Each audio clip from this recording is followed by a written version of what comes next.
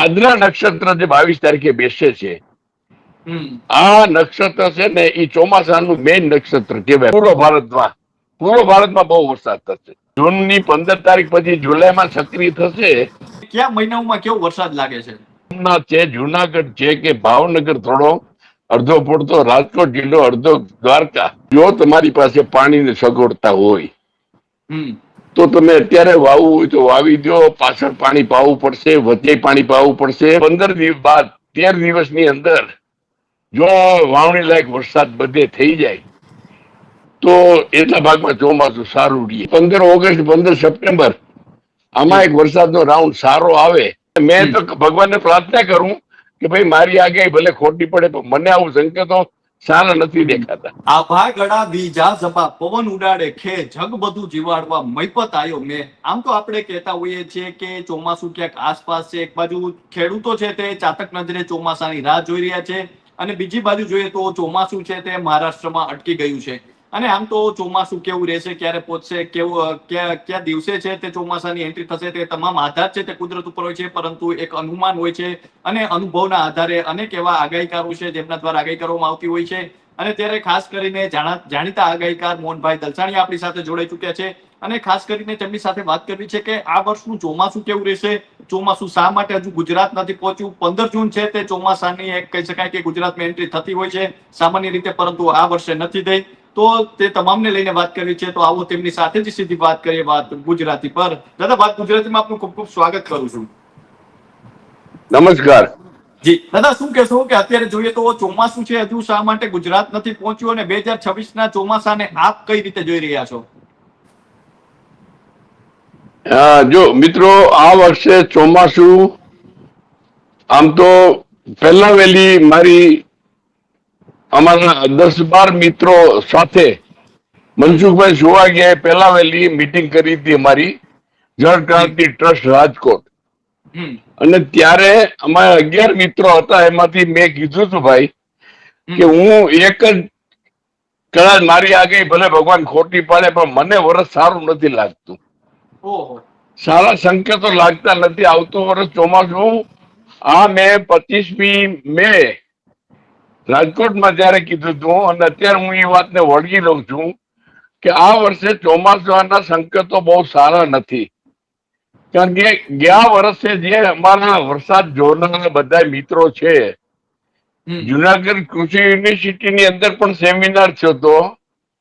એની અંદર પણ મેં કીધું હતું દરેક મિત્રોને કે કદાચ આપણે આપણા પ્રમાણો આ વખતે ખોટા એટલા માટે પડે એવું મને લાગે છે. દર વર્ષે જે જોતા હોઈએ એ જોઈએ છે, પણ આ વખતે વિશેષતા એ છે કે 3 ઋતુ જે હોય, ચોમાસું, ઉનાળો અને શિયાળો, બિલકુલ આ શિયાળો જે છે એ દરેક માટે બહુ મહત્વનો છે. માનવ સૃષ્ટિ માટે, પશુ પક્ષી માટે, બધા માટે શિયાળો છે ને એ વાયુનો છે. અને શિયાળાની અંદર જ દરેકના ગર્ભ બંધાય. વરસાદના જે ગર્ભ મિત્રો જોવે છે અને નોંધે છે, એ કારતક મહિનાની 11 થી લઈ અને ફાગણ મહિનાની પૂનમ સુધીમાં જે કાંઈ ગર્ભ આકાશમાં બંધાણા હોય એની તારીખો લખે છે. અને તારીખો ઉપરથી 195 દિવસે વરસાદના રૂપા એ ગર્ભ છે એ વરસાદના રૂપા વરસે. એટલે ગર્ભ એટલે કે પ્રશાંત મહાસાગરની અંદર જયારે સૂર્ય શિયાળાની અંદર કારતક મહિનાની અંદર હોય અને એ પાણી ગરમ થાય અને જે વરાળો અધર ચડે બધી, અને આકાશમાં સફેદ લીટરના રૂપમાં ઊંચે ઊંચે બહુ દેખાતા હોય, આને ગર્ભ કહેવાય. એ સફેદ હોય બધાય, લીસોટના રૂપમાં હોય, ઘાટા હોય, પાતળા હોય, આવા બધાય. અને તારીખ કઈ તારીખે દેખાણા, કયા વિસ્તારમાં દેખાણા?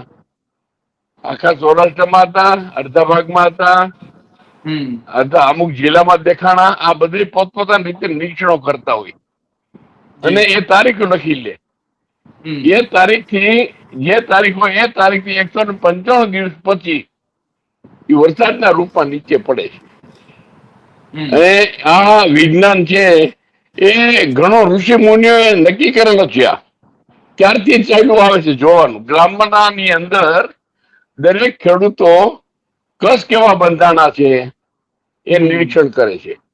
સારા કસ બંધાણા હોય, એમાં વરસાદ ન થયો હોય, છાંટા ન ખેર્યા હોય, અને કસ એમને રહી ગયા હોય, કારણ કે ઘણી વાર જી. કસમાંથી છાંટા ખેરી જાય હમ. તો એ નબળું કહેવાય. એટલે આ વર્ષે Yes. કસ જ ઓછા બંધાણા. બીજી વસ્તુ, મને જે વનસ્પતિ જે છે હમ. એ વનસ્પતિ બધી નેગેટિવ હાલે છે. હમ. કારણ કે વનસ્પતિ બધી છે એ કુદરતી રીતે ઉગેલી વનસ્પતિઓ. જાણે કે ચણિયા બોર છે, લીમડો છે, પછી આ ખાખરા છે. આ જી. બધી વનસ્પતિને કોઈ પાણી પાવા નથી જતું, હમ. અને એ કુદરતી રીતે થાય છે. એટલે કે હમ. બહુ રાવણ આવે ત્યારે વાત નબળું થાય. જી જી જી. હવે એવી જ રીતે બોરડીમાં બોર બિલકુલ ચેણિયા બોર આવ્યા નથી જે તે વખતે, હમ. બહુ હમ. ઓછા હતા.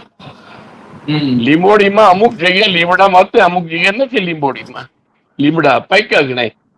એટલે આ બધા સંકેતો પણ એને ચોમાસાને લાગુ પડે ઓકે. એ બધા મને નબળા લાગતા હતા. જી જી જી. તો દાદા શું લાગે હા, છે, કેટલું નબળું લાગે છે ચોમાસું? કારણ કે ચોમાસું હવામાન મને વિભાગે છે 90% આસપાસ શક્યતાઓ વ્યક્ત કરી છે. અમુક જગ્યાએ અમુક વિસ્તારો છે ત્યાં 90% થી પણ ઓછા વરસાદની શક્યતાઓ વ્યક્ત કરી છે. આપના અંદાજેનો અનુભવ પ્રમાણે કેટલા ટકા ચોમાસું લાગે છે આ વર્ષે ગુજરાતમાં? હવે આ વખતે મને તો ગુજરાતની અંદર દરિયાકાંઠાના જે જિલ્લાઓ છે, હમ. કારણ કે આઈઓડી છે ને એની પર વધારે પડતો બધાનો મદાર હોય છે. ગુજરાતના ચોમાસાને આઈઓડી વધારે ફાયદો કરે. યસ ઇન્ડિયન યસ ઓશન બિલકુલ. જે સમુદ્ર જી. છે, અરબી સમુદ્રમાં, હમ. ત્યાં જે કાંઈ પવનો અથવા ભેજ ઉભો થાય, અને હમ. એ ભેજ આની અંદર આપણે ગુજરાતના ચોમાસાને બહુ ભેજ, અને બીજો બંગાળની અંદર ભેજ ઉભો થાય, બંગાળની ખાડીમાં, અને એ જયારે ઊંચા ચડી અને નૈઋત્યના પવનો આવતા હોય ને એને ભેગો ભેજ આવી જાય. હમ. હવે આ વર્ષે શું છે, અત્યારે હું નિરીક્ષણ કરું જ છું, ઘણો સમય થયા. હમ. પવનો જે છે બધાય એ સારા સંકેતો નથી આપતા. યસ યસ બિલકુલ, પવન હજુ પણ હું વધારે જોવા મળી વિંડી, રહ્યો છે. હા, હું વિંડી નામની વેબસાઇટ છે આપણી વિંડી, જી જી. હમ. એ વિંડી નામની વેબસાઇટ નું નિરીક્ષણ હું ફી ભરું છું કાયમી. હમ. વાર્ષિક ફી ભરી અને દરરોજ વિંડી નામની વેબસાઇટ ને દરરોજ સવારે જોઈ લઉં, બપોરે જોઈ લઉં, સાંજે જોઈ લઉં. એ વિંડી જી. નામની વેબસાઇટ પવનના વેવ કઈ બાજુ જાય છે, વાદળા કઈ બાજુ જાય છે, વેવ જ્ઞાન અરબી સમુદ્રમાં શું પોઝિશન છે, હમ. બંગાળના ઉપસાગરમાં શું પોઝિશન છે, અને હમ. પ્રશાંત મહાસાગરમાં શું પોઝિશન છે, આનું જી. નિરીક્ષણ કાયમી કરું છું. એટલે જે મારા અનુમાનો હતા કે વર્ષ નબળું થશે, તો એને એ અત્યારે મને એવું લાગે છે કે એટલા માટે કે અરબી સમૂહ આઈઓડી બધા કહે છે કે બહુ સારો છે, બહુ સારો છે, એટલે આઈઓડી વાંધો નહીં આવે. Yes yes. પણ આઈઓડી સક્રિય છે, પણ એ કદાચ દરિયાકાંઠાના એકાદ બે જિલ્લામાં દક્ષિણ ગુજરાત સુધી કદાચ ફાયદો કરે. પણ અત્યારે હમ. જે કઈ ભેજ ઉત્પન્ન થાય છે ને બધો નીચે થઈ ખેંચાય અને પૂર્વ ભારતમાં બહુ વરસાદ થશે. અત્યારે હમ. પણ હમ. ત્યાં જ જાય છે. એટલે જી જી. હજી સુધી પવન ફરતા જ નથી. હમ. પવનો જે છે એ વિચિત્ર પવનો છે. ભેજ બધો અહીંયા આપણા શરીરમાં લાગુ એ ભેજ આવ્યો જ નથી. હમ. આખો દિવસ આપણને ગરમી થઈ જાય શરીરમાંથી. અમે હમ. અમારે ગામડામાં એમ કેતા કે હમ. સમારે તમે એક ગ્લાસ પાણી પીઓ તો એક હમ. ગ્લાસ પાણી પાછું પેશાબ માટે નીકળી જાય. જી. કારણ કે હવામાં એટલો બધો ભેજ આવી જાય કે તમારા શરીરમાં પરસેવા માટે જરાય ના નીકળે, બધું પેશાબ માટે બહાર નીકળી જાય. હમ. બરોબર, એટલો બધો ભેજ હોય. એવી પોઝિશન થતી જ નથી. બિલકુલ પવન અને હોય છે. હજી સુધી એટલો ભેજ ઉત્પન્ન નથી થતો. એટલે હમ. મને નબળું એટલા માટે લાગે કે એટલા જિલ્લામાં વાંધો નહીં આવે, પણ એ કદાચ બહુ મોડું થશે, બહુ જી, લેટ કેટલા થશે. ટકા લાગે છે આપના અંદાજ પ્રમાણે?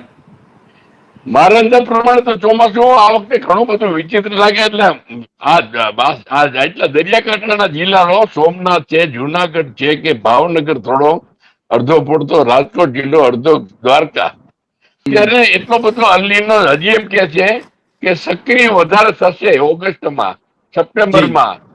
હમ. જૂનની 15 તારીખ પછી જુલાઈમાં સક્રિય થશે. હમ. હવે એ જો બહુ ભાગ ભજવી લે અકરો, તો ભેજ બધું ખેંચાય ને પૂર્વ બાજુ હોઈ જાય. સૌરાષ્ટ્રમાં સુધી ન આવે તો ઘણા રાજ્યોને વારો આવે એવું દેખે છે. એમાં ગુજરાત સૌરાષ્ટ્રને પણ આ અસર કરશે એવું મારું અનુમાન છે.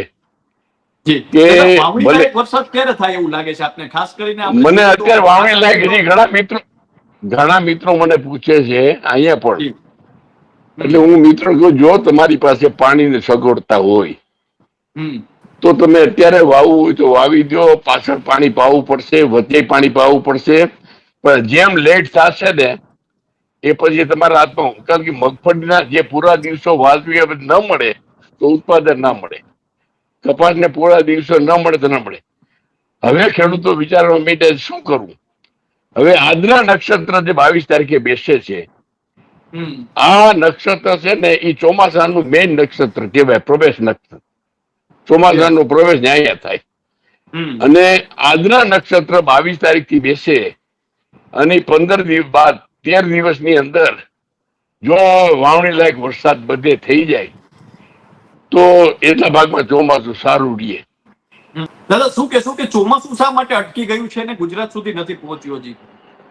એ મેન કારણ છે, ગુજરાત સુધી હજી નહીં પહોંચે છે. ક્યારે પહોંચે શું અત્યારે લાગે છે? એટલે બોમ્બે નથી પહોંચ્યું હજી બિલકુલ, બંગાળમાં અને અહીંયા જ છે. એટલે તમે જુઓ અત્યારે આ બધા પવનો જે છે ને એ દક્ષિણ બાજુ ખેંચાય છે, નીચે થઈ પૂર્વ બાજુ ખેંચાઈ જાય છે. બંગાળમાં થઈ અને પૂર્વ ભારતમાં વરસાદ છે અત્યારે પણ ચાલુ છે. એટલે આ બધા પવનો ઉત્પન્ન થાય છે જે કઈ ભેજ અહીંયા ખેંચાઈ જાય છે એ બાજુ, એટલે નથી આ આગળ વધતું. 28 તારીખે કહેતા હતા કે ચોમાસું અહીં પ્રવેશ કરશે. તે પછી આપણે 1લી તારીખ આવી, 2જી તારીખ આવી, 10મી તારીખ આવી, અહીંયા આવી જશે. પણ જ્યાંથી આગળ નથી વધતું ત્યાં અટકી પાછું નબળું પડી જાય. બિલકુલ. મહારાષ્ટ્રમાં પહોંચ્યું ત્યાં નબળું પડી ગયું પાછું. એટલે એ પવનો બધા ખેંચાઈ જાય છે પાછા પૂર્વ બાજુ. જી દાદા, પાછોતરા વરસાદ પડે એની કેટલી શક્યતા છે આ વર્ષે? ખાસ કરીને કયા મહિનાઓમાં કેવો વરસાદ લાગે છે?